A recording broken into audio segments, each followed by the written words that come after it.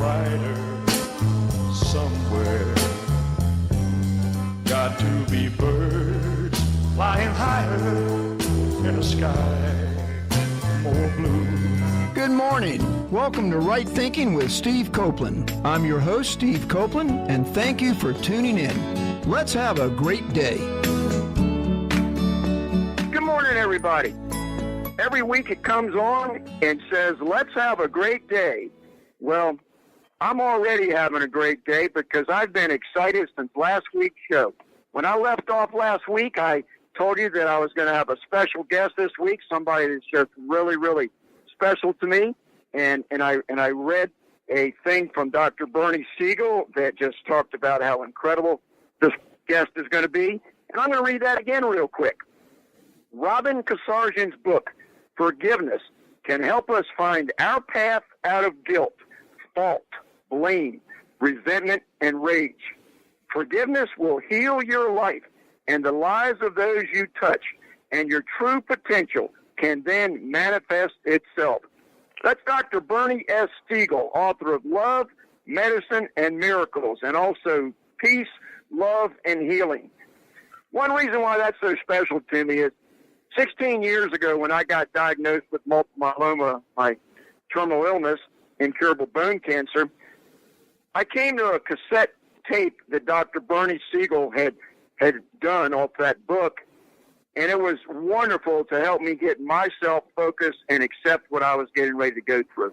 And for me to be friends with Robin, and she's friends with people like Bernie Casarjian, my mother would be proud of me that I'm connecting with the right people.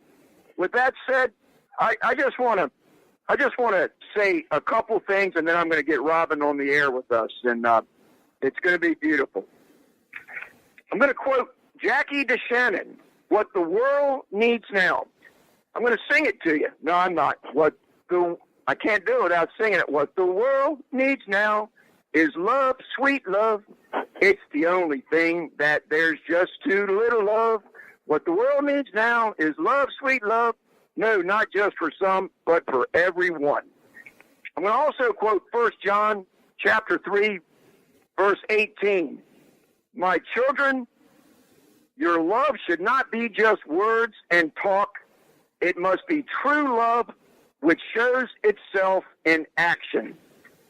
Well, I just want to let you know that in a little while when the show's over, you're going to look back and realize that I did what I said I was going to do.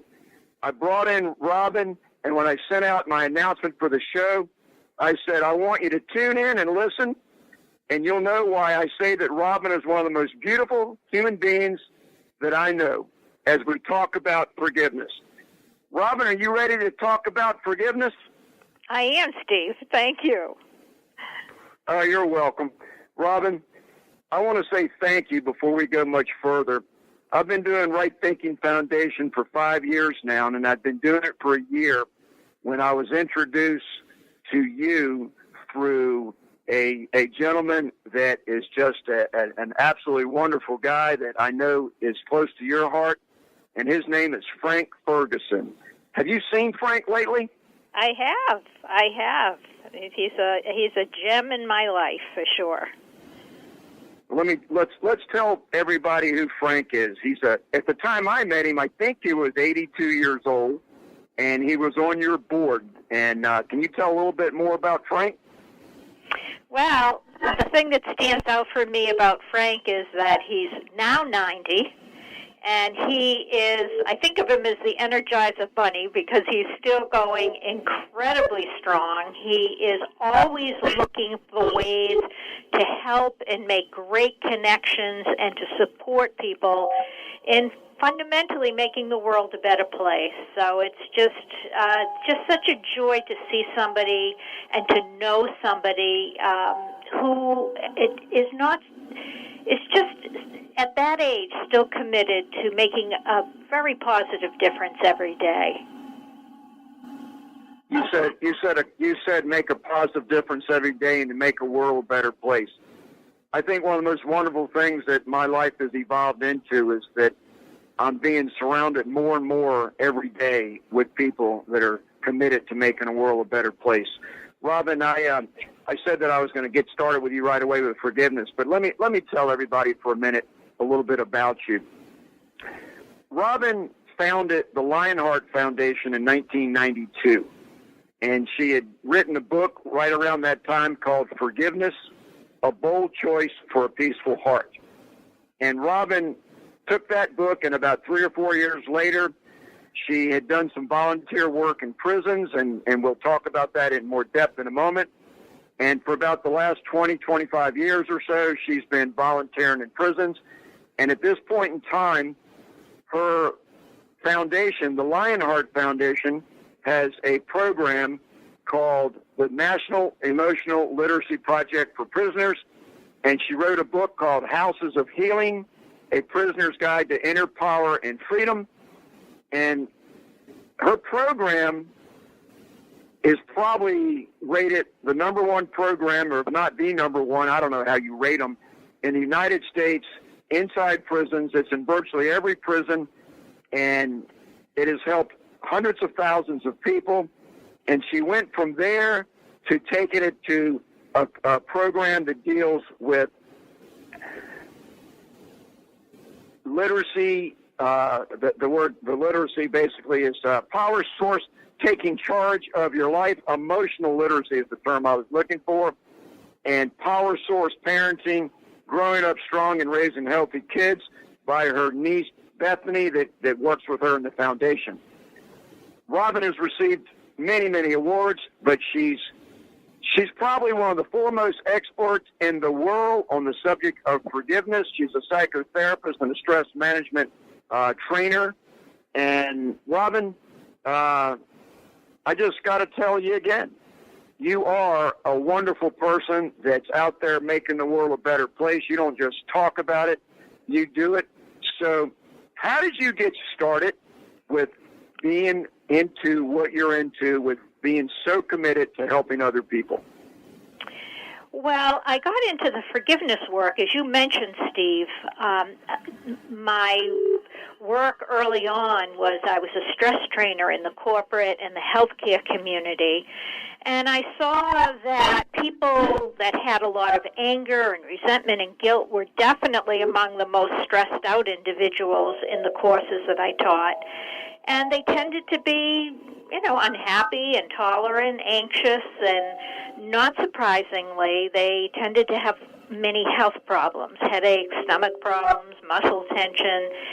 And, resentment and frequent anger are major contributors to stress. And because the nervous system really can't distinguish between events that are actually occurring and the ones that are relived in our mind when we hold on to those resentments, it takes a huge toll on people. So I started to think, okay, how can I help people to transform that anger and resentment and guilt? And there are many ways to help people work with those feelings, but the bottom line, the true healing, is through forgiveness. When you can really transform those feelings and become free of them and experience a much deeper peace. So that was one way. And then in my private practice, I specialized in working with people with life-threatening illnesses, and just saw that people near the end of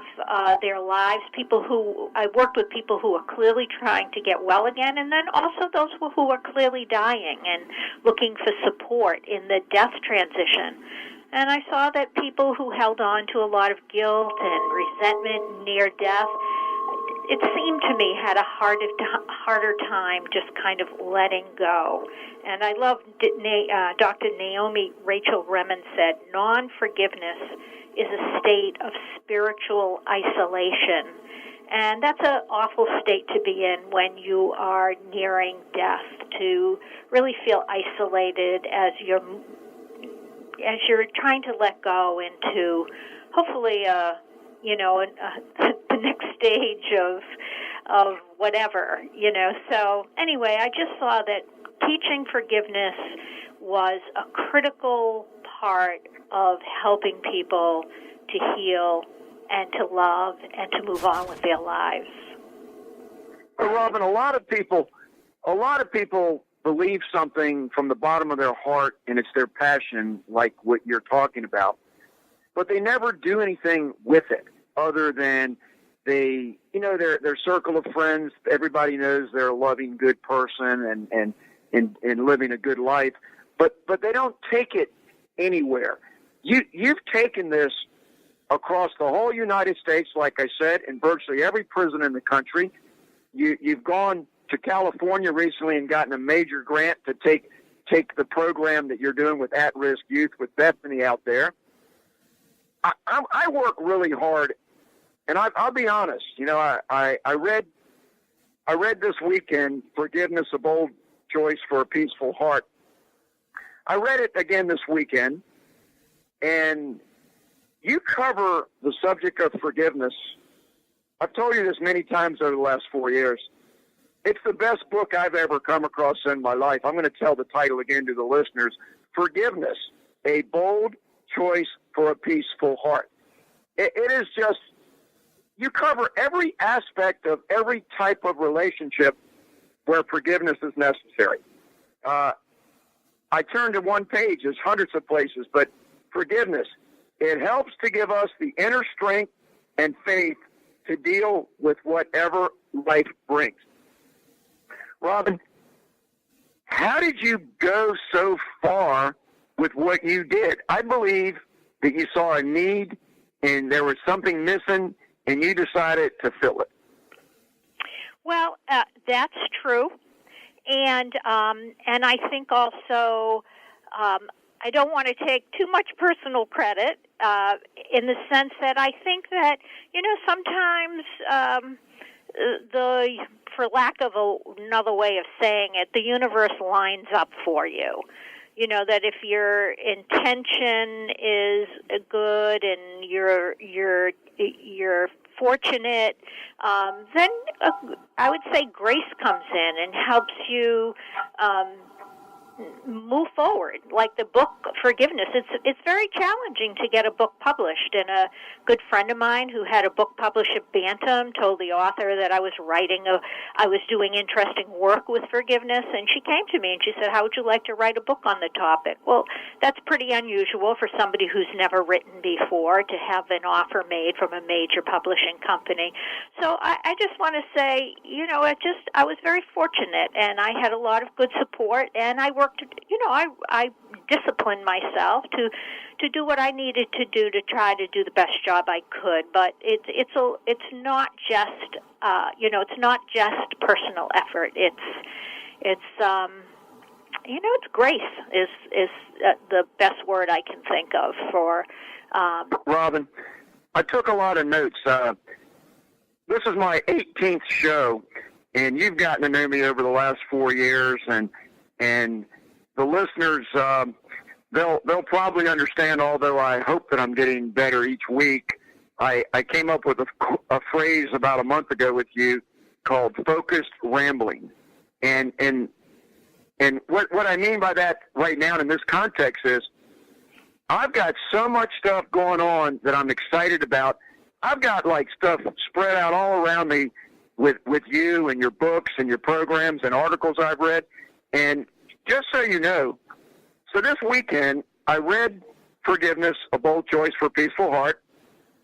I went back to your DVD series on Houses of Healing, and I went through 6 different of the 10 chapters or sessions. I went through 6 of them, and I also listened to 3 YouTube interviews with some people. There's a woman named Dot that you interviewed with that was on your board once. Mm-hmm. She gave you that was a wonderful interview, and you said something in that interview that I picked up on that I want to say, and I'm coming back to, you're a person that not only has a heart that's about 6 times bigger than your body, you're a person that disciplines yourself to go forward and do something. And you made a comment in that interview that when you were in prison volunteering for 3